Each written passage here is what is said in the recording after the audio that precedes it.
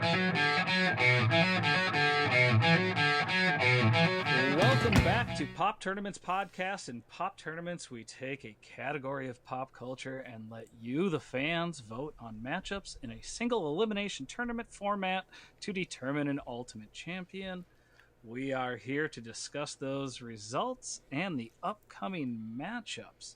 It is September 21st, 2020. I am Jake Wicker. With me is Ryan Barrett. What's up? Jennifer Schmidt. Hi, friends. And today we've got a special guest, Matt Goettsch. What's going on, everybody? I hope everybody is doing well. We are coming to you live from it's like the fourth or fifth gate of hell, maybe the sixth gate of hell. They all look the same these days. You can't really tell the difference. It looks just like Earth. It's wild. It really does. But bad. Yeah. I hope everybody had a good weekend. Ryan, how was your weekend? It was very good. Watched a lot of TV. We watched, I watched a little bit of Cobra Kai season 2, which is fun. It kind of has some of the same appeal as Stranger Things, where, it's kind of written like an 80s movie or like an 80s or 90s show, where it's kind of bad. Like, it feels like a bad show or like bad writing. Like, when I first walked in and I saw Becky was watching it, I was like, what in the fuck are you watching? Like, I thought it was like, out of context, it looks really terrible. But then as soon as she told me it was Cobra Kai, I'm like, oh, tight, I'm on board. That show like Stranger Things that has both karate and monsters. Yeah, exactly. But then I ended up watching a good chunk of season 2 with her. We both watched season 1 together, and it was pretty good. I'll probably go back and rewatch it from beginning to end. But yeah, that was good. And then yesterday, in one sitting, we watched season 2 of Pen 15, which is fucking brilliant. Awesome. I'm excited for that one. So good. So cringy. It's very cringy, and it's very like the two lead actors like lean into their characters so hard that you forget that they're acting. Like, they are, 15-year-old kids. Right. And it's just wild, but it's really, really great television. Definitely gonna have to check that out. Jen, how was your weekend? Also full of Cobra Kai, actually. So just as productive as Ryan's weekend. Yep. My husband and I now, we didn't watch it back when it was on YouTube Red, right? Whatever the premium YouTube is, which I've been hearing about it since then, because Becky, Ryan's wife, has been talking about it since it first came on and saying how great it was. But now that it's finally on Netflix, Steve and I finished up season 1 last night. So we're starting season 2. Yep, so we watched a lot of that, and then also watched the Eurovision movie on Netflix, the one with Will Ferrell and Rachel McAdams. Yeah. Yep, fun family movie. It's really cute. It's fun and great songs. Like, I've had Ya Ya Ding Dong in my head for the past 48 hours, and that's just a good thing. So it's really fun. I just heard today that Waterloo by ABBA was a Eurovision song. You didn't know that? Yeah, it starts off in the movie talking about that. Oh, really? And weirdly, we watched it Saturday night. Saturday during the day, my little guy and I went to a Mamma Mia themed drag brunch. So it all ties together. It all ties together. Yeah. And well, that sounds like a super, super fun weekend. Everybody getting on the Cobra Kai. And first time ever here in Pop Tournaments, we have a very special guest, Matt Goettsch. We'll get to why you're here in a second, but did you have a good weekend? You just got back from a fun vacation. I did, yeah. The wife and I spent 2 weeks down in Orlando at Walt Disney World. Oh, wow. Yeah, we got back on Saturday, and then maybe coincidentally, we finished up season 2 of Cobra Kai last night. Oh, Great. Funny. This was unplanned, unprecedented. We had no idea. It's a trifecta. Well, funny thing that you were down. So two quick questions referring to your vacation. Yeah. We recently finished up a Disney movie tournament. What is your favorite animated Disney movie? Animated Disney movie? Animated Disney movie. If it's just to the animation, then I would have to go with Lion King. All right. Classic. That had a good showing. That would. That'd be top 4, right? Elite 8, top 4. It was somewhere in there. Yeah. I've always liked that story. I like the animation. It was just in the beginning of the whole Disney Renaissance thing. Yeah. Yep. And just an overall fantastic soundtrack. I love Elton John and everything he does. Yeah.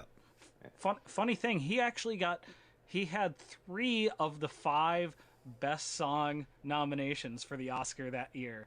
So if he had lost, that would have, I can imagine him just completely tearing down the theater. Yeah. But second question, what's your favorite ride at Disney World?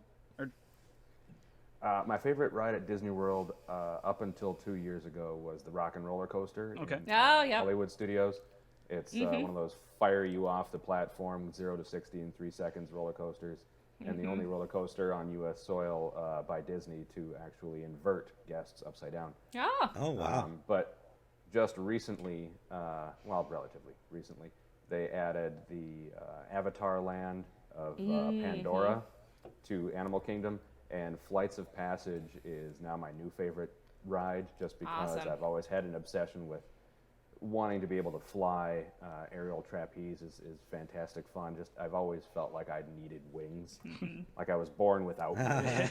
And this is an individual flight simulator where you get on this like motorized bike thing, and it opens up into this huge 360 domed screen, and it feels like you're riding one of those Banshees. Oh, okay, Super yeah. cool. I haven't been to Disney since they've done the Avatar land, but I've heard amazing things for sure. But be honest, the reason you love Rock and Roller Coaster is that like 12 minutes Aerosmith video that you have to watch for the pre-show before it every single time before you can get to the roller coaster, right?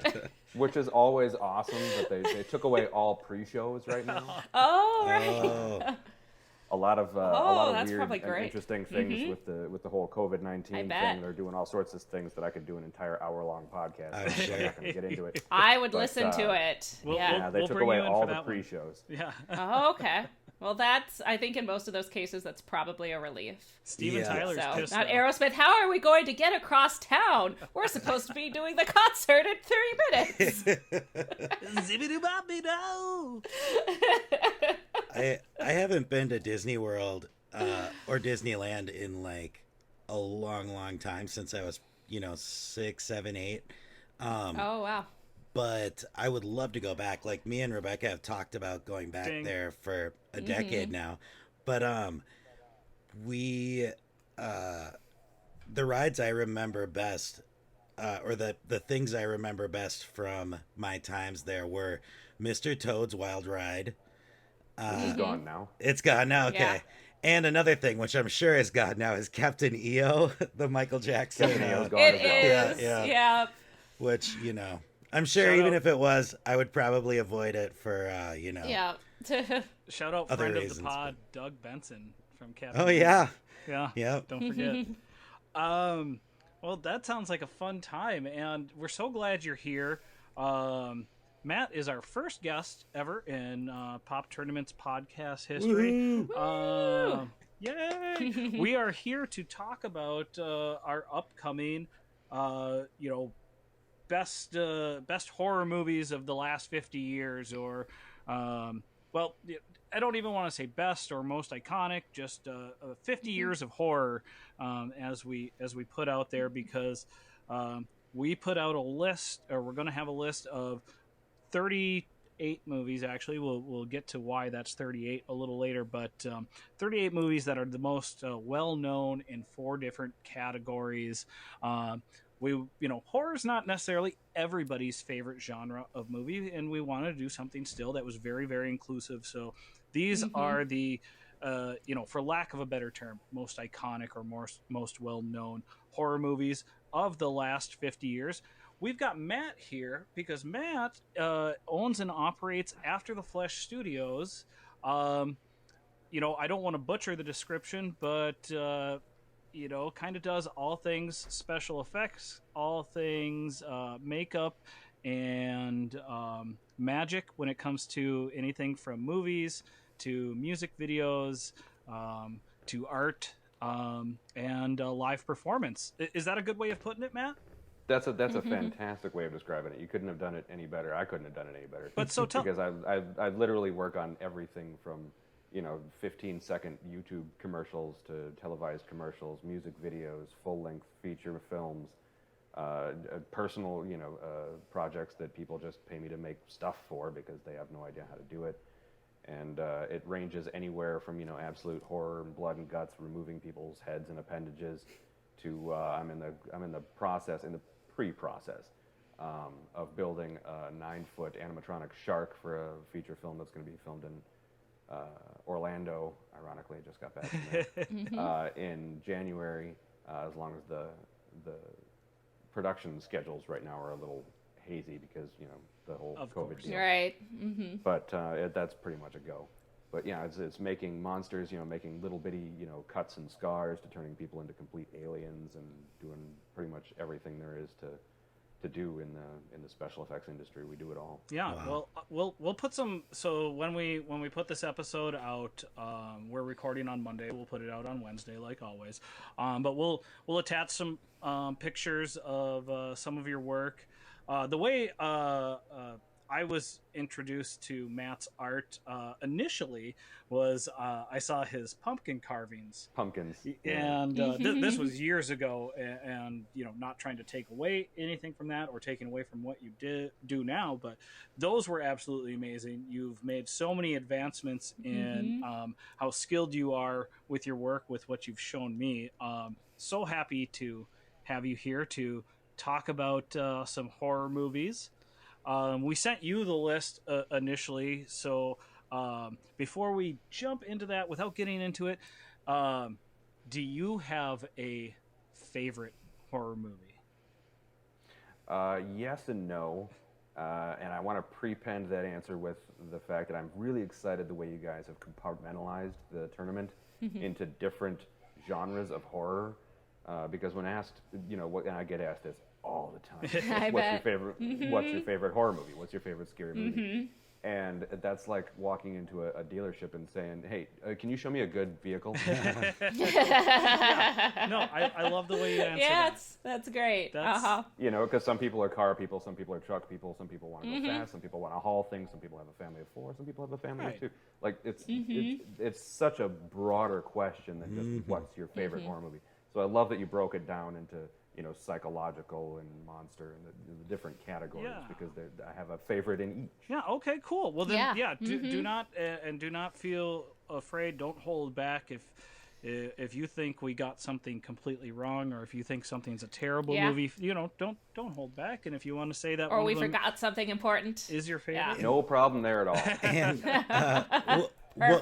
one thing I will say too before we start breaking these down is, we tried to get everything into its correct bracket as much as possible, but there are definitely ones that either A, just didn't fit into one of these 4 categories, or it fit into multiple categories, so it was kind of like this category is already full, this one is like only half full and needs more, so we kind of so we did our best to keep it separated, but in true Offspring fashion. But that was an Offspring joke, sorry. And we'll get to them in a future tournament. But if please excuse us, if there are things that are, grossly misrepresented. You know what? Excuse Ryan and Jen. Don't excuse me. I will fight you in any of these books. And Matt, you are welcome to come back for our Offspring tournament. Tournament of Offspring. Oh boy, can I? Can't wait. It's a one-day tournament. It's keep them separated versus pretty fly for a white guy. no playing games there. All right. Yeah, well, if we're all still good, we're gonna go ahead and move forward. Yeah. Jump right in. I'm gonna jump into the paranormal quadrant right away, and I think an easy pick right off the bat. We got The Exorcist from 1973. Definitely. I don't know if we need to spend too much time on it, but we could spend a lot of time on it because it is such an iconic movie. Personally, to me, one of the absolute scariest movies we have here. Yeah, it's so scary. Like, and I don't know how it's so scary. Like, it's a priest and a little girl. And I remember, like, I never saw it in the theater. I didn't see it. Actually, I did see it, like, when I was older and it was re-released. Right. When I was in college. But I remember seeing it, like, for the first time in high school. And it was probably on VHS. And we just read it. We were watching it in the weekend, like, afternoon. Like, it's sunny. It's an old movie. And I still, like, halfway through had to go, like, sit next to my dad on the couch. Because I was so freaked out. Yeah. It's a scary one. It really holds up. And it's very... I mean, there's a reason why I think this is probably number one on most people's list of the... you know, scariest movies of all time. I think one of the things too that, you know, it's kind of one of the big myths, and, you know, I say myth, I think there's truth to it, that William Friedkin, the director, would, like, fuck with people on set to, like, get real emotions and real reactions to make it as, like, intense as possible. And, like, it scarred, like, Linda Blair, who played, you know, the kid. It, like, scarred her for life, and a lot of people will like never work with him again after that. But yeah, Matt, could you do the vomit scene? Can you make that happen? Oh, 100%. Is that one of the best scenes ever? Not a problem. No. It's iconic, but it is. You know, and I'm going to start name dropping now. Apparently, nice and early in the podcast. But I've met Linda Blair a couple times. We're not like, you know, we're not on a cell phone number basis or anything. Just first name. But whenever you want to talk to Linda about The Exorcist, she absolutely shuts down. Oh wow! Won't talk about it at all. She wants to talk about anything else. As a matter of fact, all she really wants to talk about is her foundation, which is awesome. Animal Humane Foundation, which is fantastic. But yeah, she won't talk about The Exorcist ever. Wow. Yeah, that says a lot. Again, I think a very scary movie that probably has the best chance to win this whole thing. Also in the paranormal area, we have one of the more recent ones, The Sixth Sense from M. Night Shyamalan. 1999. Oh, real quick, I forgot to mention about The Exorcist. Nominated for Best Picture at the Oscars, won Best Picture at the Golden Globes. I was very surprised by that. As scary of a movie as that it was for 1973. But sorry, we also have The Sixth Sense. 99. Did it win in for comedy or drama? In the Drama. This was not like that comedy, The Martian. That's right. But yeah, moving on to the comedy The Sixth Sense from 1999. Go ahead. Real quick, I'm just going to hop in and say one thing that we spoke about briefly. We want to keep the spoiler level light on this initial conversation, just because if you know, I'm assuming there are going to be people who haven't seen all these movies, and this is going to be a good chance, being it's like pre-Halloween October. This is times I love to, like, catch up and watch a couple scary movies every week, you know, leading up to Halloween. So yeah, we want to keep it, like, obviously plot points, you know, talking about special effect moments, stuff like that. But as far as, like, the big reveals and endings and stuff like that, just kind of keep it keep it light. Well, not Good that reminder. Sixth Sense Good has advice. any sort of twist or big reveal or surprise. No. in it. I Not wasn't Sixth Sense. specifically talking about the Sixth Sense. Zero. That one is totally Like, 'cause predictable from start to finish. Yeah, if you don't know the twist ending to Sixth Sense by now, then I don't know what rock you've been living on. Yeah. Yeah, I don't got too much. I have to say that was one of my all-time favorite like movie theater experiences, was seeing The Sixth Sense. Like, we saw it before we knew, like, we kind of knew there was a twist, but didn't know what it was going to be at all. We saw it like the second weekend that was in the theater, and everyone just gasps. And after it's over, like, we were just talking to like strangers, like everyone was so excited when you realize, like, it doesn't just have a twist. Like, he's telling you the whole time. There are so many clues leading up to it. It's just so well done. Yeah. Love it. Love that And, movie. This also, I know this was kind of our introduction to Toni Collette. I was just gonna say we Me gotta. too. It was totally for me. She was nominated for an Oscar for this. Yeah, no, and she's gonna Yep. come up a little later, possibly in a She is. future or a secondary bonus episode. I'm trying to look up. I cannot remember. It's somebody famous that was playing the angry the person that shoots the gun in the opening scene. Oh, sure. Why can I not? I feel like it was it one of the boy band brothers? Wasn't it Marky? Wasn't it one of the Wahlbergs? Oh yeah, I think it was Donnie Wahlberg. Oh, It was that Donnie would make Wahlberg, sense, yeah, Donnie. Yeah, you also Yeah. have a Donnie Wahlberg Yeah. appearance in this. Let's not forget. Yeah. And let's again, we need to give praise to Toni Collette, Yeah. but let's not forget about Donnie Wahlberg. Like, Marissa from the OC also has a small role. She's one of the ghosts, like one of the young ghosts Nice. in like the tent. Yep. Marissa from the OC. I don't remember her real name right now. It'll come to me later. we'll get back to that. Another one of my favorite, I think, just one of the most fun but also still scary movies. We have The Evil Dead, early appearance from Sam Raimi, and a classic franchise here. And definitely, Matt, I really want to hear you speak on this one. A lot of classic special effects for the early 80s. Definitely. Yeah, that was one of the movies that made me want to get into special effects. Neat. Nice. Yeah. What do you have a favorite scene from the movie or a favorite special effect that they did? No, they were all awesome. The entire thing it was just fun to watch from beginning to end. And ever since I was a little kid, I was that twisted little boy who was like, how'd they do that? Instead of like, oh my God, his head came off, or like, oh, a scary monster. I'm like, how did they?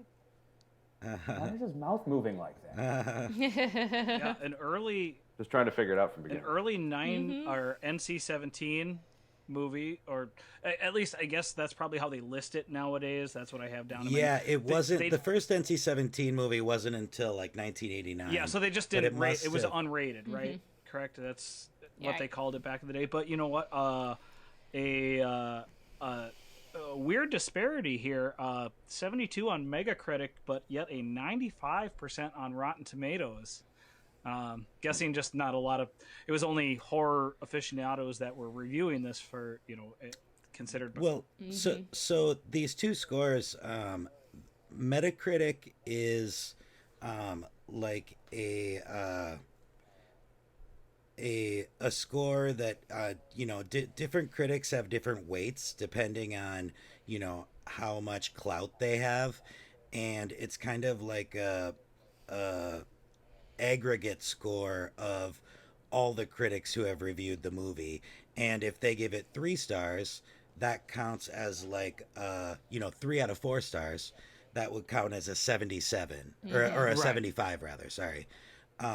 If they give it 4 out of 4 stars, it would count as 100. I got you. But so it's like it takes all the scores and mashes it up to get like a 1 to 100 score. Rotten Tomatoes is just a binary It's just system. up or down, right? It's Yeah. yes or no. So if somebody, Gotcha.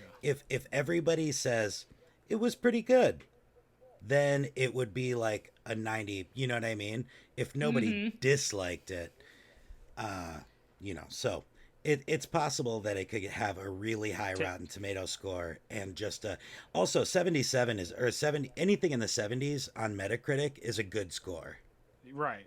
I got you. No, and there are some that are really close, and there are some that are just like huge disparity. So, couple more movies to talk about in our paranormal quad. We've got 1982's Poltergeist, which the strange thing that I really wanted to bring up and not tell anybody else about before we talked about this movie. Poltergeist was rated PG. Yeah. Yeah. Yeah, well, this was before they had invented the PG-13 rating. Still. Yep. It's. Yep. I remember it was funny. I actually didn't see Poltergeist until, like, this is embarrassing. I didn't see Poltergeist until like a year ago. Okay. I grew up with the sequels though. Okay. Like I remember funny. seeing like, you know, other movies in the franchise as a kid, because I think they were all kind of like, as far as horror movies went, they were all kind of family friendly ish. Yep. You know, that they weren't like you know, Nightmare on Elm Street or something where they're just like filled with curse words and like crazy violence. Movies. Exactly. Yeah. They were, though. They were family friendly. There was no, you know, you didn't really see anything. It was all just in your head, whatever your head made up. Yeah. Was, True. you know, that was the frightening part of the film. There wasn't any blood or gore or nudity or swearing or anything. It was Yeah. in the first Yeah, in terrifying. 82, it was PG or it was rated R. Yeah. Yeah, or G, but there wasn't that PG-13. It was actually Steven Spielberg that kind of pushed to bring about the PG-13 rating, because people were like, oh, the guy who did E.T., let's bring our kids to Poltergeist and to the Gremlins movies. and then- Steven Spielberg was like, yeah, my movies, a lot of them are in between. We need some other kind of rating. Now, Matt, Very have you ever used authentic bones and skeletons in any of your shoots, a la Poltergeist? technically, no. I have made molds from real corpses to make props that have been used in movies, but no actual remains have been used on film. That's kind of a no-no. Yeah, we don't have to get too deep into all of the different curses and folklore that has occurred with Poltergeist. Under my notes Yeah. here, we have we have all the movies typed out, and with and under notes I just put everything.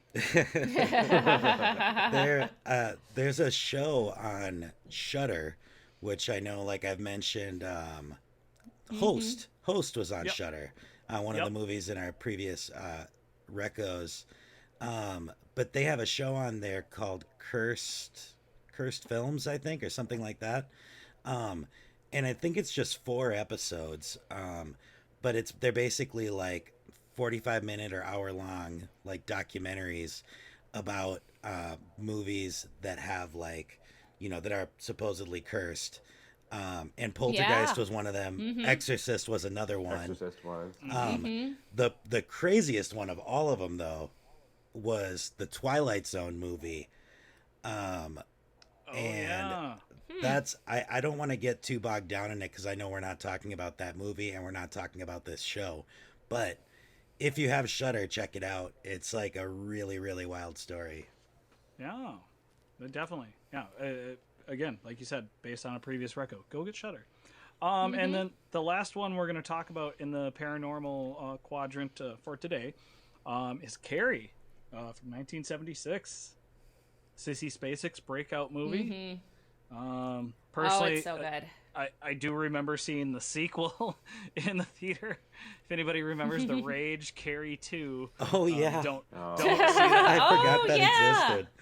But no, That it- was in it like is the a late direct- 90s, right? Yeah, it was. Yeah. I think it was Sequel, like but- 98, Right. maybe. Yeah, it was terrible. Very But Like I Very purposefully terrible. forgot that existed. Yeah. yeah. But, Yeah, you this is the first of the Stephen King adaptations on the list. Yep. We're going to see a little bit of Stephen King. Not as much as yeah. you might think, but a little bit. This is definitely great, though. Yeah. Brian De Palma, you know, great director at the helm, and yeah, great performances all around. One of those weird horror movies where it's there, it's more like Dread. You know, there's so much lead up before like actual anything, scary things happen. It's just like and then it's just like for like 10 minutes we've got all of it, and then there's very little, like it's not hardly a scary movie. But it has like such an interesting like social message, and I love like any genre movie, but I especially love when horror movies have that element to them. Absolutely. And I think what elevates it, and Carrie is one of the tops for that. I think that like most great horror movies have that kind of underlying like symbolism that the filmmaker's trying to get across some sort of message. And I don't want to say like all great horror movies, but I think that a lot of horror movies are like analogy for some other greater message. Like I know the Night of the Living Dead series all had like different themes and whatever, but yeah, with Carrie it's definitely a little more like upfront, and it's terrifying. And it's one of those movies too, I think Stephen King does this so well and does it so often, where it's the horror of it is reality. It's not a monster. The horror is like real people, like a shitty mom and shitty it's like peers abuse at school. It's abuse. And it's puberty. You know what I mean? It's like, how much it sucks to become a woman. Yes. And the abuse that women have like forced upon them. Is what the real horror is.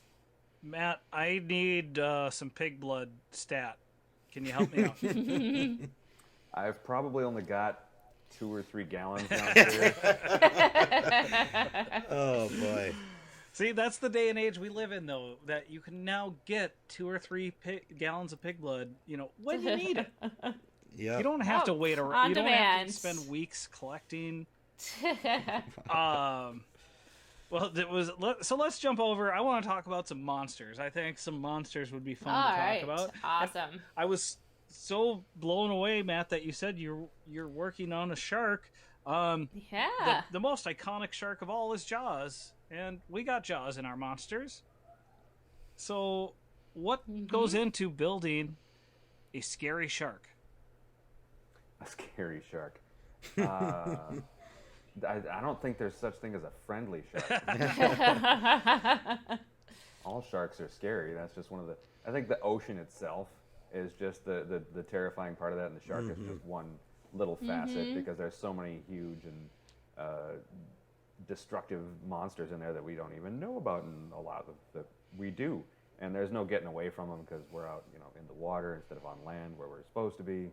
And there's nowhere to run, and the ocean itself is just, I think, the terrifying part, and the Jaws, or the shark, is just a little manifestation of that. What Awesome. Again, didn't know we were going to end up going down this angle, but I feel like the shark is probably the easiest monster to build.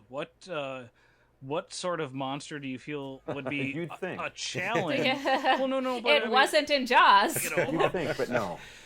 Okay, fine. So what? I guess what I'm getting at is like, wouldn't a giant squid be a little bit more difficult, but also a little bit more fun?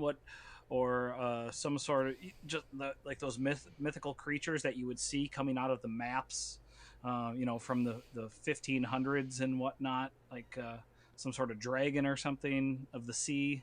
I don't know. That would have been more interesting for me, but less at the same time, because I've done those sort of things. Okay. I've made monsters with moving tentacles and different animatronic hand extensions and whatnot, and I've never made a shark before. Yeah. And the more I talk about the shark, the more I'm wondering if I should be talking about the shark. Sure. It's still in pre-production. No, you're right. All right, we won't ask any more about the shark. I apologize. But thank God I didn't say anything else. We'll bring. I'm making a shark. It's Shark Halloween. This is the year of the Shark Halloween. That's why we're doing that. But yeah, I think this is not a typical horror movie, but definitely deserves to be here, right? It's one of the Definitely. I think it's, even though it doesn't have the tone of a horror movie, but it still has a lot of the tropes, and it still has Yeah. it's one of the scariest movies of all time. It is scary. It changed. I mean, you hear the stories of people saying like, oh, nobody, nobody went to, I didn't go to the beach after that, and whatever. Exactly. So I mean, I think it definitely has to be considered. And it's crazy. I mean, I think it's one of the best films on this list. Same. I think it's one of the best films, just like Period. out there. True. Like, Yep. yep. And it's funny how much it's prescient to current times with everything with the mayor saying like, oh, we need to open up the beach and whatever, Yes. so many memes going around with that right now. Right. But yeah, I mean, great movie. I thought, it was definitely iconic. The one thing that is always kind of boggled me is Jaws his name? Or No. No, okay. You want to know what his name is? Yeah. Yeah. Bruce.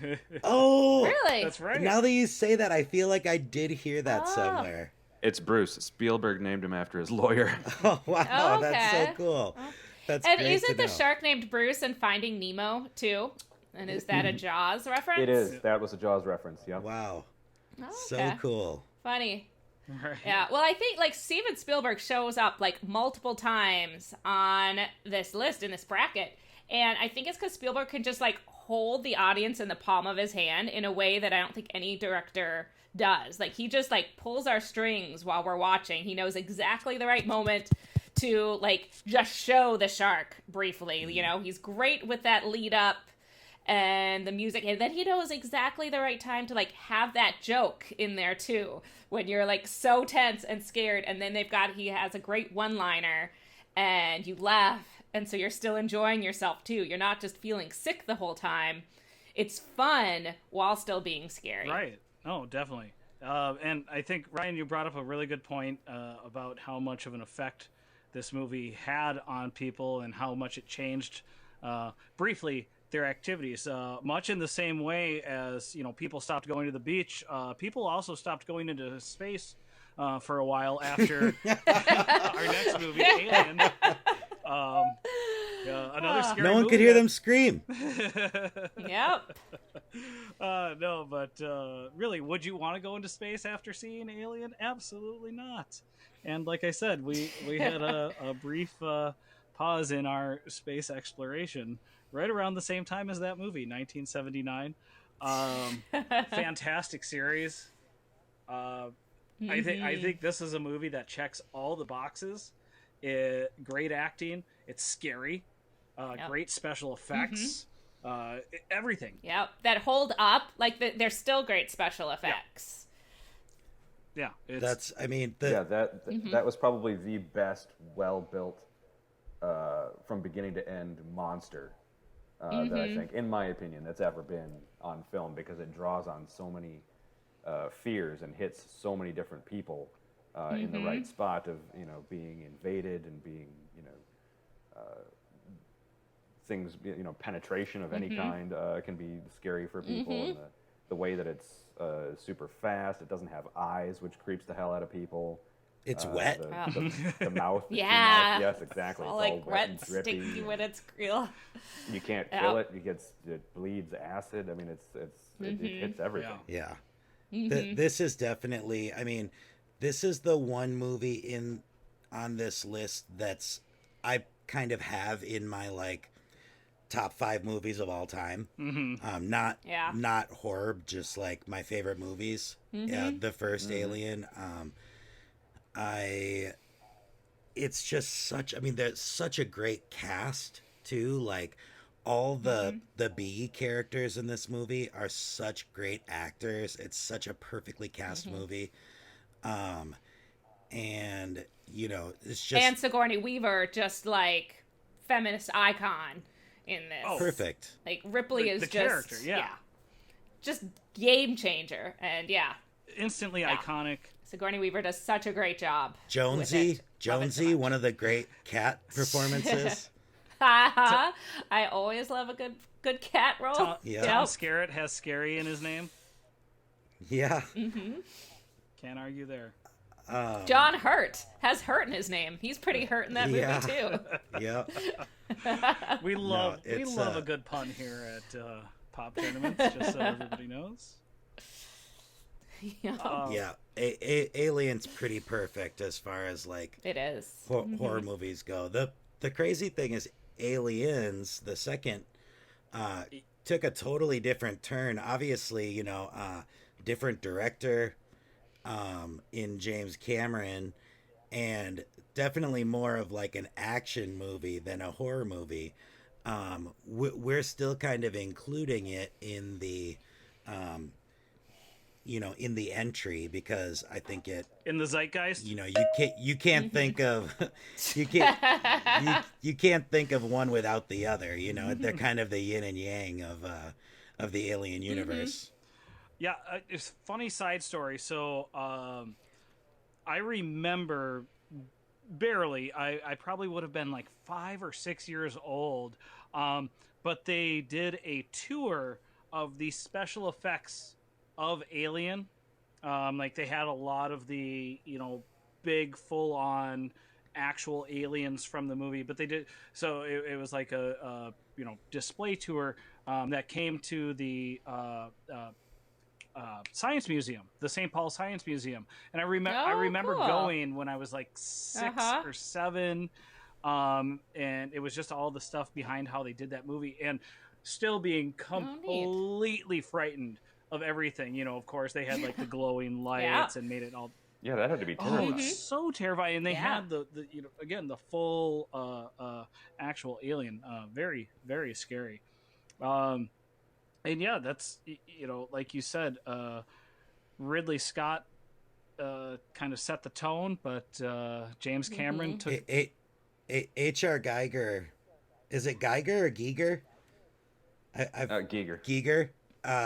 I said Geiger for decades. Yeah, I don't yeah. feel bad. But yeah, the design, the person who designed the monster, and yeah, really just changed the game. Yeah, totally. Yeah, the biomechanics of that monster were absolutely brilliant, but still, I think even scarier than the alien, and even scarier than the chest burster. Everybody, well, maybe not everybody's, but definitely my worst fear is that face. Oh, yeah. Oh yeah. And again, something that that's just absolutely really had terrifying. not been seen. A very different type of scary monster there. That very very iconic. Well, and the claustrophobia too. I think that's probably what Exactly. 100%. fucks with my brain the most in that is that you're in this little spaceship. You can't like just bust through stuff because then the whole thing's going to, I don't know what happens in space, like implode, explode, something. So like that claustrophobia in there too. There's Space. And like the tagline says, in space nobody can hear you Yeah. scream. Which does not give anything away about the movie. That's the other cool thing, I think. It has Yeah. nothing to. Someplace you can be heard to scream is on Earth when you're being eaten by a zombie. We have got our first zombie entry here with 28 Days Later from 2002. I feel like this is another seriously scary movie. A different take on the zombie genre. One of the fast zombies. I don't want to say the first time because I don't want to speak incorrectly, but one of the first times where zombies actually moved fast. They could actually chase you. I mean, I remember seeing this in the theater just out of high school, and it was legitimately scary. Thoughts? Anybody? Matt, do you I want... haven't I'm seen so- this one. It's too scary for me. Too scary. Oh, wow. So Interesting. Yeah. Yeah. I'd love to hear your take, Matt, just because this is such the design of the zombies was so different. So yeah, if you want to kick it off. Absolutely, yeah. I absolutely loved the design of these zombies. which is tough for me to say because I'm so sick of doing zombies. We went through such a zombie renaissance there for a little while where everybody was doing a zombie movie, and I made so many zombies in my day, I'm just absolutely tired of them. But those particular zombies became an actual threat. I never understood things like the Dawn of the Dead and Living Dead and all the Walking Dead, where they're all slow and somehow they make a lot of noise too, so they let you know they're coming. Yeah. It's not like they're sneaking up on you. They're like they're telling you you're coming. Only I'm coming at a very molasses-like pace. So yes, I am going to eat you, but only if I can catch you. And then the girl trips and falls down over an invisible stick and gets eaten. Yeah. The fact that they were chemically altered, and there was a backstory as to why they were fast. Was the scariest part, because that's always been part of my zombie nightmare, is that they start out fast, like they're going to be, if they just turned, they're going to be just as fast as you or I, and they're pissed and they're hungry and they're going to come and get you. You know, maybe over time as they start to rot and decay, then they fall apart and they can't run so fast. But I've never understood why horror movies that used zombies always made them so slow and such a non-threat. So yeah, when they came out with the great big red eyes, which, you know, screwing with somebody's eyes is always the best way to make people look scary, which is why they always, you know, use the white contacts and whatnot for pretty much every monster. But the red eyes and the fact that they move so fast was absolutely brilliant designing. I loved it. And I think we can kind of group in here. So another movie we have, and we can kind of talk about both of them, is like just. Oh, go ahead. Yeah, that makes sense. Real quick, I just have a quick little factoid here.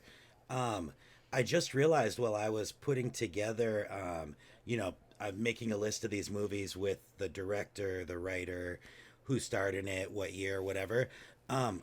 The writer of this movie and several other of Danny Boyle's movies was Alex Garland, who went on to become a great renowned filmmaker in his own right. Now made Ex Machina and Annihilation. Yeah. Which two fantastic are both movies. Great movies. Annihilation was movies. one I kind of considered for this list, but I think a little too new to consider iconic or anything like that. But yeah, I thought that was really interesting. Yeah, and like kind of, so not down the writer angle, but another in the same angle of zombies, we have kind of the most iconic of the zombie movies, Dawn of the Dead, from George A. Romero, from 1978. Again, a big one when it comes to this genre of horror. You can't not have it here. But definitely a different kind of zombie. But, it was the beginning, really, of an empire, if you will. Well, this was the sequel to Night of the Living Dead. Yep. Which, yeah, but this is the more well-known, if we're gonna. I think it depends who you ask. I actually like Night of the Living Dead better than Dawn of the Dead. Okay. I know a lot of people disagree. I know amongst like horror aficionados, this is one of the most popular. I think that people, this is up there with, The Exorcist and Alien and whatever as one of the most beloved horror movies of all time. You could have clued me in about some of this and made me not look like a jackass. Yeah. But you covered this part of the list. But it's so much fun. It definitely is. It's one of. It's a very singular. Like there's no other movie like it. I think because it all takes place in a mall, it has a very unique sensibility. It has kind of a militaristic vibe to it, which gives it almost like an action-y, vibe. But yeah, I mean, definitely this was a huge jump forward in the zombie, technology or what zombies look like from Night of the Living Dead Say the Z word. To this, which is Say it. In the zeitgeist, this was there it is. No, this George Romero was kind of the arbiter of like what was a zombie, what zombies looked like, and between Night of the Living Dead and this, like the advancement was just enormous. But yeah, I'd be very curious to hear what Matt has to say about it. I did want to chime in just real quick. I think the major difference between the two movies is just how dead and desiccated the zombies look, and that's where those kind of zombie movies got their fear from, because most people, well, almost all people are afraid of death, but almost nobody wants to touch a dead thing. No. The corpses and everything it just creeps the living hell out of people to see something actually rotting. I don't know if it's because it reminds them of their own mortality or if it's just, heebie-jeebies, but that's where the fear factor comes in from those kind of zombies. It's not that they're, actually a threat, because they're never going to catch you, although somehow they always do. But it's just the fact that they look gross. It's that haunting image that you get stuck in your head when you're trying to, go to sleep at night, is that person that used to be a person and is now just a shell of their former self. It's the jump between night and dawn was just it literally, and I could be wrong here because it's been a long time since I've seen the movies, but it went from basically just eyeshadow and white makeup to a much more Full-on. haunted, desiccated, bloody look where they're coming apart and the lips are starting to shrink back and show the actual skeletal structure underneath. There's just a lot more terrifying of a zombie in Dawn. Definitely made a difference. Cool. Well, just real quick, we got one more movie in the Monster Squad, but we got two more categories to get through. Everybody okay on time? We doing good? I know our listeners, they always love a nice extended episode, right? Just beware of recording a 2-hour podcast when it turns out Yeah, my mic we didn't are work and at you 1 can't hear me. hour pretty much right now. Don't worry, we'll just if Matt, if you weren't recording, I'll just voice you in. I'll come in with ADR later. Yeah. So last in the monster category, just in our top 5 here, we got The Thing, first appearance from John Carpenter from 1982. Definitely, again, considered one of the most iconic horror movies there is out there. How do you feel? Yeah, I think this is another one of those that, weirdly, before I'd say 2005, 2010, this is one of those that I didn't really hear a lot about. It wasn't until, it got to a certain age, I would say, it reached a certain maturity level that it became like a classic, and all of a sudden it got mentioned with the greats of all time, and I think now a lot of people put it in the top 10 of the best ever. And I think it definitely has a lot of the same qualities as Alien, where it has that claustrophobia. Instead of space, it's Antarctica, which is essentially the same. And I mean, if you go outside, you're not going to implode right away, but you're going to die fast. And you've got this unexplainable monster that you don't understand, and it's a lot smarter than you are. Are you describing 2020 right now? Yeah. Kind of, yeah. But yeah, it's also just got that claustrophobic feeling. Yep, and that whole you don't know who you can trust because you don't know. We're still talking about who's 2020. infected, so you're isolated in that way too. Yep. You've got that body snatchers combined with Alien kind of creepy vibe. Exactly. Now, plus it's got Kurt Russell, which is always a plus for me. Indeed. love a good Kurt Russell. Real quick, this is the last one we're going to talk about from this monster quadrant. I want to ask everybody a quick question. Is there, because the body snatcher thing just came up and it reminded me, there are 2 movies that are not on this list that I would say are in my personal top 10 favorite horror movies of all time. So I just kind of want to pass it around and see what other people's favorite horror movies are that are not on this list. For me, they're both starring the great Donald Sutherland. Donald Sutherland. That would be Invasion of the Body Snatchers, the 1978 version, and Don't Look Now, which is definitely in the dread zone, where it's just a lot of like creepy, haunting dread building and building and building through the entire thing.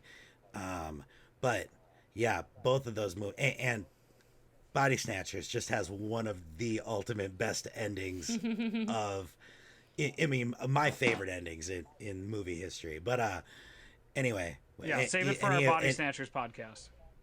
Yeah. Any of you have movies that you wish were on the list, or you're bummed are not on the list?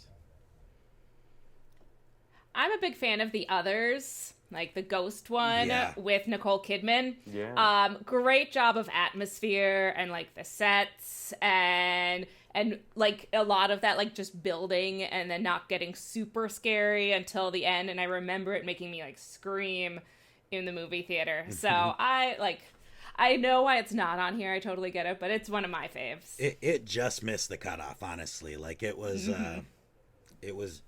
almost in. Matt, anything?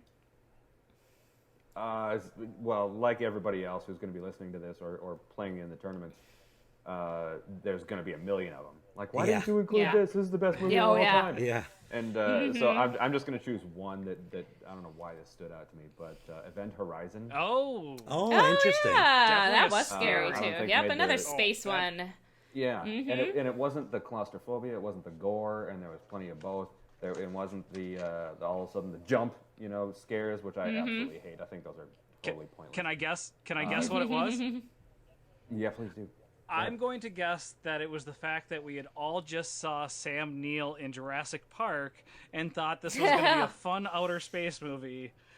And we were like 13 years old at the time, and that was not what we expected to see. That was a very close second. The fact that they turned like the friendly scientist into demon I monster know. man. Yep. But it was and this is just a tiny part of the movie, and I don't want to give a whole lot away, but their depiction of what hell is always what I thought hell would be, and that scares the shit out of me.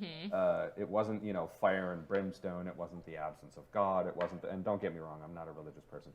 But it was the idea of hell. That's what scared me, was just absolute and utter chaos. And that movie, and although it lasted all of 4 seconds, I think, kind of finally gave me a visual reference as to what chaos would be, like utter complete chaos would be. And that was what scared the crap out of me. Wow. Awesome. I need to watch that movie. That's one of those that's like been on my list of like, I need to check this out. Enough people have recommended it. For some reason, it's just like escaped me all these years. So I definitely will now. Nice. Jake, you got one? Well, I was going to say Jurassic Park, but now I can't. No, I was always, what's funny was we rented, I grew up like out in the boonies, but we were still close enough to a place that had VHSs, or a VHS rental place, and we had a couple of VHS players. And so I just always remember seeing those weird horror movies on the shelf, like Critters and Ghoulies. Oh yeah, Critters. The Ghoulies came out of the toilet. I mean, like those, I love Ghoulies. those things just scared the shit out. And of course, they always showed them on like Saturday early evenings, late afternoon on like the shitty channel that you happen to get over the air. So yeah, all of those movies really always just got under my skin. I was again living, right, so I lived out, I didn't have a neighborhood around me, so it was everybody went to bed, it's completely silent everywhere. I'm now scared for the next 8 hours. It's like The Thing. You were living in The Thing. Yep. Yes. Yeah. Yep. Except it was only cold 6 months out of the year.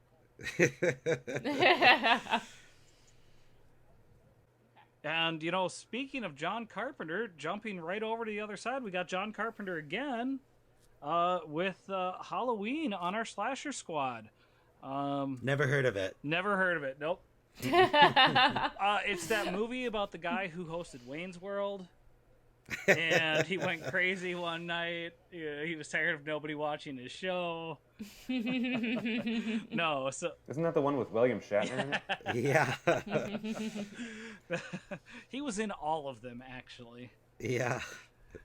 He was the only person in every single one. Yeah, this was another one that I probably saw it for the first time in like 99 or something. I was way late to the party. I was a teenager. Yeah. Yep. But yeah, great movie. And I think as far as this generation, I mean, I think this was kind of like the predecessor to so many other 80s slasher movies. This obviously came out in 78, so it was before that. But this was kind of like the prototype. And I mean, if you look at, it has an 87 on Metacritic, 96 on Rotten Tomatoes. For a slasher movie, that's huge. For fucking like incredible. a teen slasher movie. Yeah. Yeah. And not a genre that gets respect. No, there's a reason for that. It's pretty much like a perfect movie of this genre. And it's an isolated movie, really. I mean, it really is, it's Mike Myers attacking Jamie Lee Curtis. And was this the movie that started to set the rules? That I think so. If the virgin virgin with survives, the last girl and the virgin. Yeah, is this kind of the early setup of that? That's a great question. I believe so. I don't know. Well, all right. I guess we're Sorry. we're never going to get to the so. bottom of that one. No, That sounds right. yeah, I mean, it very well could be. I mean, it definitely, I think when people think of the final girl, Jamie Lee Curtis in Halloween is that. Yeah, Without a doubt. yeah. And then also in our slasher quadrant, definitely kind of one of the first very well known, in my opinion, kind of, and Matt, you can probably speak better to this, more underground special effects or doing special effects on their own without studio backing. Texas Chainsaw Massacre. This is one of the most iconic, right? Definitely. Yeah, everybody's afraid of the cannibal psycho. Anybody who wears human parts. This It's going to be scary. This is our second appearance as well by Tobe Hooper, who also directed Poltergeist. Although that was written by Steven Spielberg, so it's did he really direct Poltergeist? It was just Spielberg. Why would he not take credit? Oh no! Am I thinking of the wrong movie? No, I believe it's Poltergeist that just that was the whole thing. They didn't want Spielberg with the directing credit because they didn't want his good family nature tarnished. So Tobe Hooper was the director, but Spielberg was there all the time over his shoulder. This sounds like another one of your famous conspiracy theories. Well, again, QAnon, Fart Snorkel 69. You can find all of my opinions on that handle. But yeah, Texas Chainsaw Massacre, again, one of those just definitely a gore movie. You're going to see a lot of simple things you can get done with just a shit ton of liquid latex and a bunch of fake blood. Yeah. Just properly placed and properly shot, it can be very effective. Sounds like a fun Saturday night to me. Yeah, it usually is. Then I think maybe one of our most iconic characters coming up, we have A Nightmare on Elm Street from Wes Craven, his first appearance from 1984. I feel like Wes Craven always has a knack for getting and I don't mean appearance, but the hot young actors of the time for his movies. Yeah. Johnny Yeah, I Depp. mean, Heather Langenkamp. I mean, this was just the first of her many iconic appearances. I hate you so much. No, of course she played Nancy, the final girl of the original Nightmare on Elm Street. She also returned to reprise her role in I don't remember if it was the final Nightmare or something like that. There was a later sequel where she came back as a much older Nancy. But yeah, I mean, this is, yes, it did have Johnny Depp. That's what Jake was referring to. And yeah, this is definitely one of the great characters of the 80s, one of the great characters in horror. I think when you think slasher in the context of horror movies, you think of Mike Myers, you think of Freddy, you think of Jason. Those are kind of the big three. And Freddy definitely has the most personality. Now, Matt, That's one way of putting it. Yeah. I was just gonna say, I know you've done a lot of Crypticons. Have you ever met Robert Englund?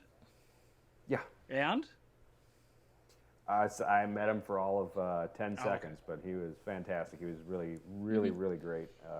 Loves all of his fans. Loves the fact that he was able to play a character for so long without completely losing his mind, which he started to, which is why he decided to quit playing Freddy.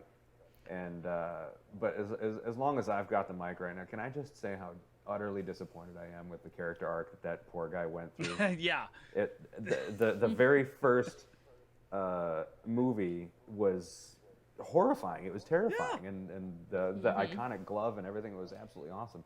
And they could have taken it in two directions. One of which they took it in, where they could make him very funny and commercial, and we can make dolls of this guy and give him one-liners every 3 fucking minutes. Am I allowed to swear? Yeah. Like every 3 minutes. Swear away. And and he'll be like the most popular horror icon of all time. Or we could go the other direction and make him the scariest horror icon of all time and keep going down this nightmare version of him and make him creepier and scarier. So they went the creepier and scarier or funnier and more marketable, and they went this way, and I wish they would have went that way.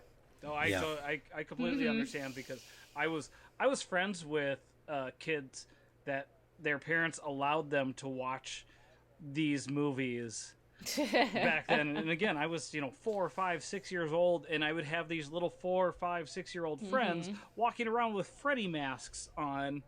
Like, that's scary enough. And now they're kids. God damn. They were funny, but they were bloody. Yeah, it definitely appealed to kids more than most horror movies. I remember watching these over at my next door neighbor's house. She had I'm sure all 80s kids kind of had a friend who had the 2 VCRs set up where they would like rent movies and like, dub them onto blank tapes. So she had like a closet full of like dubbed VHSs, and her parents would, get R-rated movies and dub those too. And this was one of those that, we didn't have any interest in watching, like Body Heat or anything like that. But Nightmare on Elm Street movies, we were like, oh my God, my mom went to the grocery store. Let's watch Nightmare on Elm Street. And, like 5-year-old kids watching this. And I mean, completely ruining my dreams. That it was very, very scary for a kid. But yeah, like you said, when you watch it as an adult, it's just kind of like a joke. He's a punchline machine, and it's not really even funny. They're all just like really bad puns. It's not even well written. No. Welcome to prime time, bitch. Well, and so let's touch on our the last two we're going to talk about from the Slasher Squad kind of together. I don't want to get away from the fact that yet another Wes Craven movie, Scream from '96, and then also Saw from 2004. I thought these were both movies that were definitely renaissances of their particular part of the horror genre.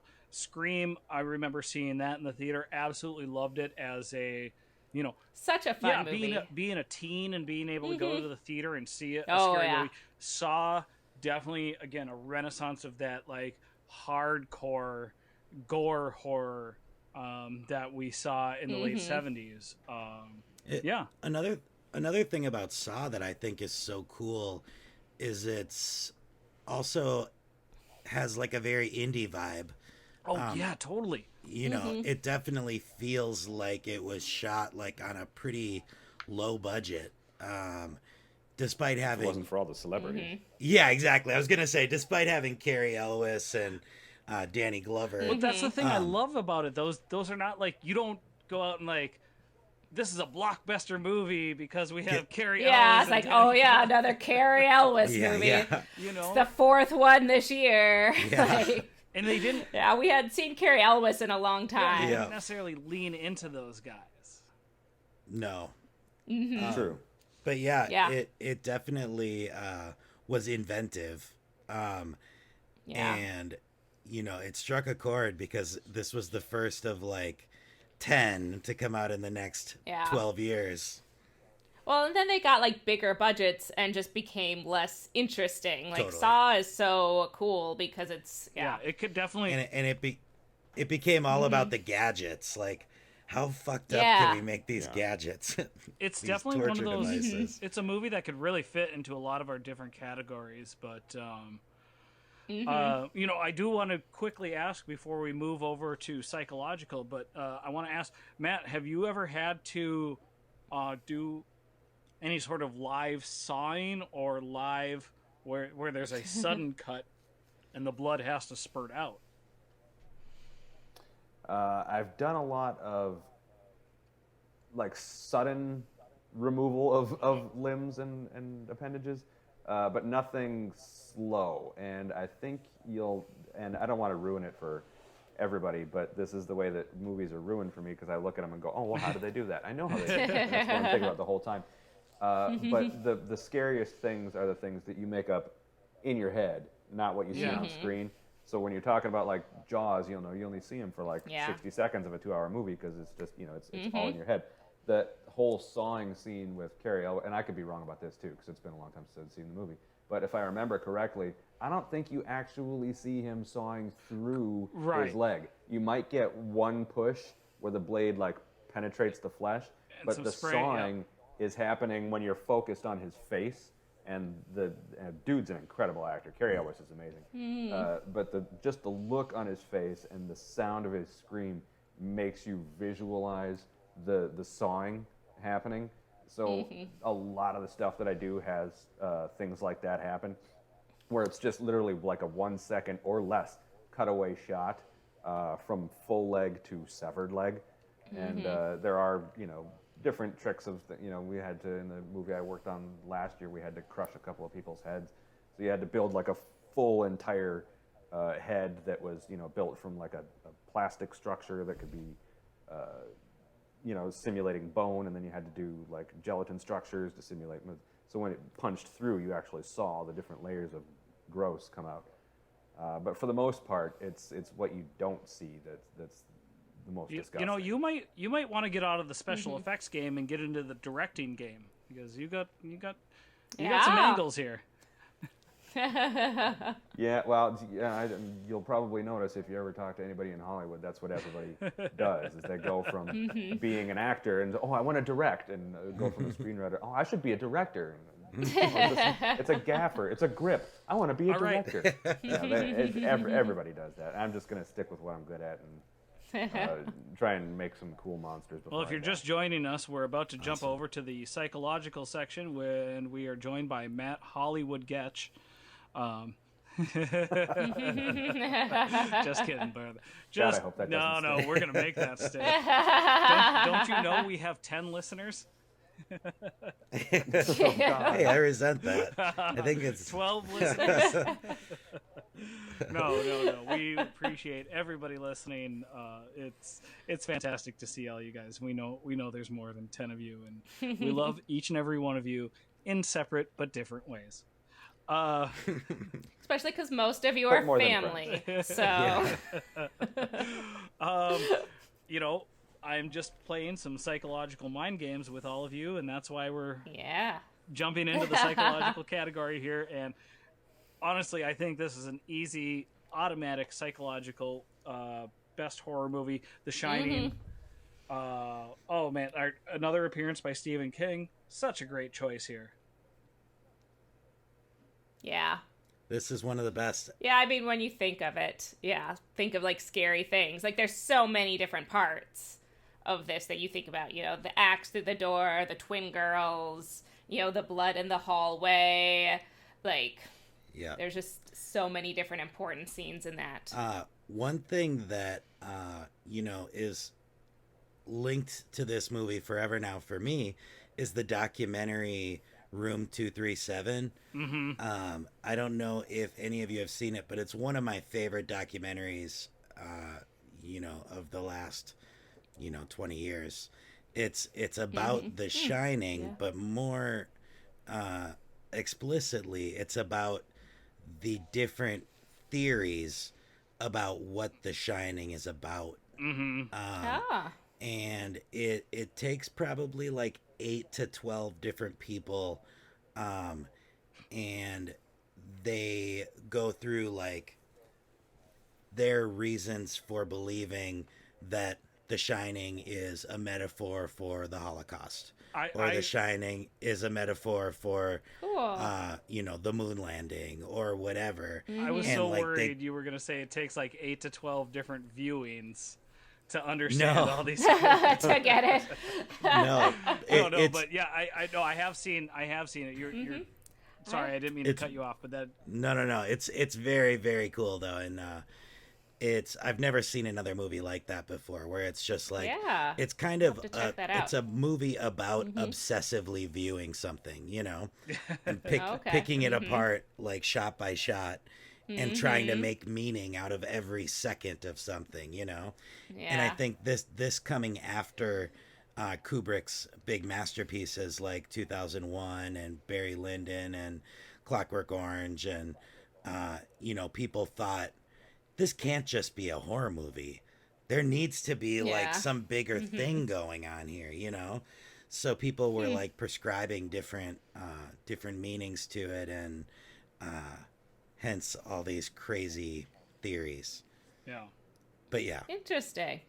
Matt, do you see the thing that I'm talking too much. You're not talking about movies, and I can't stop. I apologize. No. Okay, first, Jennifer, do you have a favorite theory on The Shining? I do not, but I have a favorite other piece of media that always makes that I like The Shining. But what I really love is The Simpsons. The Shinning? The Shinning boy. Like, that's what I think I've seen as many times as those other people have seen the movie. And it's just so classic. And for the Treehouse of Horror, like all the Treehouse of Horror parodies are great, but the Shining parody that The Simpsons does is fantastic and makes me love the original like that much more. No, definitely. I personally I like the moon landing theory. I like that there's supposed aversions to how they use Stanley Kubrick to supposedly fake the moon landing. Matt, do you have a favorite mystery theory behind that movie? Absolutely not, and I'm gonna probably get some shit for this, but they're all horseshit. Yeah. Like unless Stephen King comes out and says, "Hey, The Shining was actually meant to be this," and the rest of them it's just all made up bullshit. Everybody looks at things and tries to pull like little bits, and then they're trying to take it's mistaken attribution of causation. Right. That they're just like constantly, oh, this is probably this. And if they take a main theme like moon landing or whatever, then they can start to pick apart pieces and attribute meanings to them that were never there in the first place. So unless King Yeah. has some sort of an analogy that he made himself, then no, it's just an awesome, scary, fucked up. You are movie. 100% Yep, correct. and I 100% agree with you. Like, It's like from the beginning, you kind of are like the beginning of the documentary. You're like, whoa, these guys are cuckoo, but it's still just it's you fun. know, it's fun to like watch how deep they pull it apart. Oh, without a you know? doubt. But they keep, Oh, I'm totally gonna watch it. Yeah. but yeah, I think I am too. I'm I excited think to throughout watch the it. whole thing, like Matt said, everybody forgets it's a Stephen King story. You know, Yeah. Although he didn't like No, this he movie, didn't. he did not approve of what Kubrick right, did with it. Right. So there is, And- I guess that. And there are moments. But he didn't make huge changes. There are moments too that I think according to the movie Room 237, there are moments like visual cues that Kubrick made that are jabs at Stephen King in the movie, like saying, your story it. sucked, so I'm changing Yeah. it in these ways. And everybody loves that. And who knows if that's true or not, but there definitely is some contention between King and Kubrick. All right. Yeah. Well, Yeah, I watched the like made-for-TV version that King like produced Steven in Weber? the 90s, I think. Steven Weber? Yep. It's like, oh Wings. yeah, that's who we should have playing the Jack Nicholson character, the goofy brother from Wings. Terrifying, and they've got those croquet mallets out. well, we do have another iconic literary adaptation, and Uh-huh. we don't do a lot of them on this show, but if anybody's got one, I do want to hear a Buffalo Bill impersonation. But Silence of the Lambs coming in under our psychological quadrant. Can anybody do a Buffalo Bill? No? Why would you No. want to? Yeah. I know it's a kind of common impression, but I don't have the chops for it. We're sure. I've never tried it, honestly. I don't want this to be Come the on. first time. Was she Come like on, a Jake. was she Let's like a hear big it. old fat lady? That's funny because that was the line that was in my head. Like of all the iconic lines that were in that film, that's the one I plucked out. Was was she a big old fat Yeah, woman? see. Oh man, I think Matt, you outdid me there. That's for sure. That's so strange pop culture nugget here. That's how Seth Green got the voice for Chris on Family Guy. Was doing an impersonation of Buffalo Bill in Oh, his wow. screen Yeah. read. Interesting. And then many seasons into it, he actually got to do the tuck scene on Family Guy. Oh wow. That's what I should have done fuck for my me. impersonation because I do that all the time. Yeah. No, I don't. Go ahead, nude up. We'll wait. Yeah. It'll be worth it. You get a lot more views on the video. Podcast. Yeah. So yeah, definitely one of the scariest characters there is out there. But I don't know. Is there much else to say? Again, another movie with a lot of nominations, a lot of accolades from 1991. Like Yep, the most. This is as far as Academy Awards go. Didn't it sweep the top 5 Oscars? Yeah. Yep. All Yep. 5? It was it was only the second one, right? It happened one night, did it in like the late 30s, early 40s, and I think this was the next one to get the big 5. Yeah. Historic. Yep. I guess we don't. Yep. And it's interesting because it's a two bad guys movie. Big time. You know, like Buffalo Yeah. Bill's like the bad guy of the plot. But he's not the But iconic. we've got Anthony. Yeah. No, Again, not is at this all. a movie about Like, 2020? Yep. so many So bad many guys. bad guys. Yeah. The bad guy and the anti-hero. After that, in our psychological quadrant, we have Get Out. I think this is the most recent movie in our tournament, right? Yep. 2017. I believe so. Yep. A banger from Jordan Peele. So great. Oh, so good. I did not expect it to be nearly as good as it was because I knew generally the plot devices and what was going to happen, and not the entire plot, but basically what they were Yeah. going to do with it. And I had very, very low expectations, and that movie it blew me away. Yeah. It was absolutely outstanding. From the opening, I mean, I had high expectations for it. I was very excited to see it. And seeing it in the theater, that opening crane shot or whatever, where it's kind of going through it's kind of a, I don't know if it's an homage to The Shining, but it reminds me a lot of that opening shot of The Shining, where it's like going through the wilderness or whatever. Like there's like a river and like trees and stuff, but it's playing like a weird twist on like African music or something, and it's just creepy as hell from like the opening shots, and you just like know you're in for something, like a wild ride. Yeah. It was well shot, well directed, well written, well acted. It was just amazing. Yeah. And it's definitely entered the zeitgeist. As it's, I think that people use, terms like the sunken place and, memes with the teacup and stuff like that. And I mean, to think that this was this close potentially from winning Best Picture is pretty wild. Didn't you have that as your upset? You or Becky had that as... I picked it, but it lost to The Shape of Water, which again, everybody's still talking about to this day. Yeah, that was... Well, speaking of sunken places... another movie in our psychological quadrant. Look at that segue. That's a good one. Don't worry.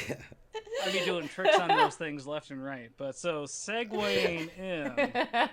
As you said sunken places, I know exactly where you're going, because this movie terrifies the crap out of me, because I'm such a claustrophobe. Not only this is another one that's too scary for me that I haven't watched. I haven't seen it. I might have to watch it this month. It's too scary. You have to watch it, Jen. I know. As far Jenny, are you claustrophobic?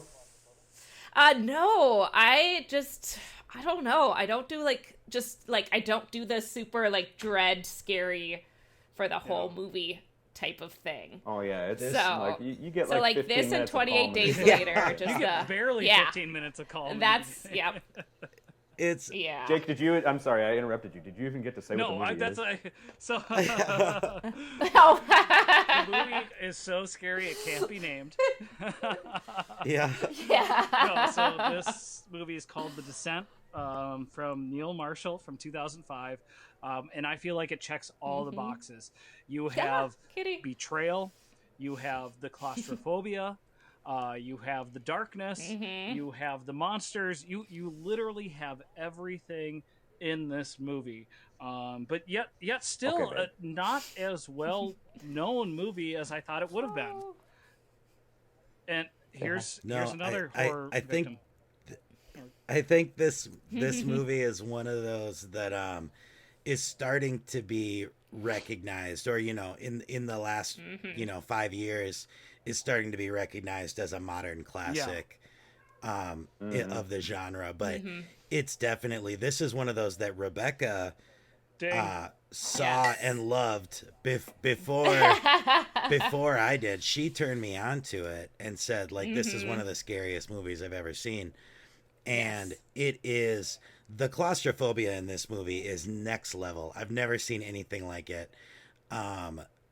Where, I mean, before you get into the monsters or anything, it's just like scratching your skin off. It's incredible. It's so terrifying. And I mean, just a total mind fuck. I don't want to say too much because, there are some potential spoilers and stuff, but I mean, it's just, it's an incredible movie. This is definitely, as far as just straight horror, like talking about horror movies, this is up there for me as, one of my favorites. Yeah, the tension that they build even before you know that there's oogly booglies in the caves is just, it's so high, it's ridiculous. Yeah. I don't know where I saw this, but I saw part of the set design for what they were doing there, and I even got to see that, they weren't actually trapped in teeny tiny little crevices. You could easily get out, and it still messes with your head so bad. Yeah. Yeah, definitely. Too much. I think I maybe the just straight up scariest movie that's in this tournament. I don't know how the votes will go, but I think, but I do think, I guess if there's anything in this tournament, it could be called that could be called a dark horse, where it's not as well known, but easily could win. I think that's the one. Rounding out the last movie we're going to talk about today from that category is Audition. Oh, yep. From 1999. This is a great time to mention our sponsor for this week. Oh, Jake. yes. Our sponsor this week. I apologize. To this week, we are sponsored by Piano Wire. You're angry, hell-bent on revenge? Why not get a little creative? Play a song, quotation marks, to get even. Piano Wire. Sponsoring our episode this week. Yeah, Audition is definitely another one of those. This came out in '99. In that renaissance of Asian horror. But this was the one that really stuck, I think, here in the United States. There was like the Ringu and Ju-on that were made into American movies. You mean The Ring and the Grudge? The Ring and the Grudge, which right. became. I think those movies were more popular here than the originals. But Audition, is a classic now. I think it's another one of those modern horror classics. I believe. Out of not counting the play-ins, I think this is the only foreign language film. I think on the bracket that we have right now.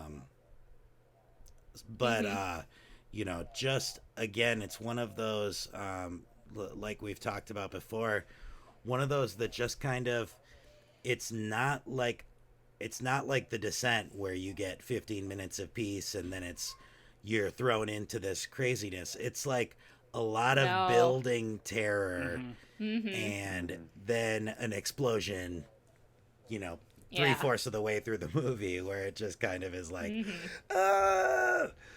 but this one's about the artistry, I think, so much. Yep. It's not about the gore or anything. It's about the art getting us there and just playing with us. Definitely. Absolutely.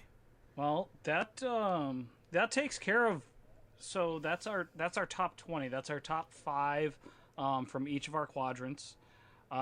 We do have actually a total of 16 more movies to talk about. 8 more movies that are in, and then 8 more movies that we are going to give you guys the chance to vote on and move into our final 4 spots. So we'll do another episode talking about those and letting you guys know everything. I really appreciate Matt for taking the time to come chat along with us about all this. People can find your stuff at After the Flesh Studios on Facebook, correct? And I think these two would say the same. It's absolutely incredible what you do. So, oh yeah, so much. And it was I couldn't imagine a better guest for this episode. And as far as just a first time. Our first time having a guest on this podcast, you've been a real sport, and thought you fit in great. So thanks so much for. No, thanks for putting up with me. Thanks so much for taking time out, and I think these two would probably off mic. They'll be like, "Yeah, seriously, thanks for putting up with Jake. He's kind of a pill." But that's our top 20. We're gonna come back, with another episode to round it out, and hope everybody is super excited. What we'll try to do as we go through this month is we'll also try to add links to any sort of streaming services that are showing these movies so that everybody has the opportunity to see them. But we will definitely put up the trailers to these movies so that you at least get a little reminder of what's going on. I hope everybody has a nice evening and a super spooky month of October. Ooh. Thanks, everybody. Shock-tober is more like it. Yes. Spooky. So, happy Shock-tober. Adios. Oh, Lord. Thank you. All right. Bye.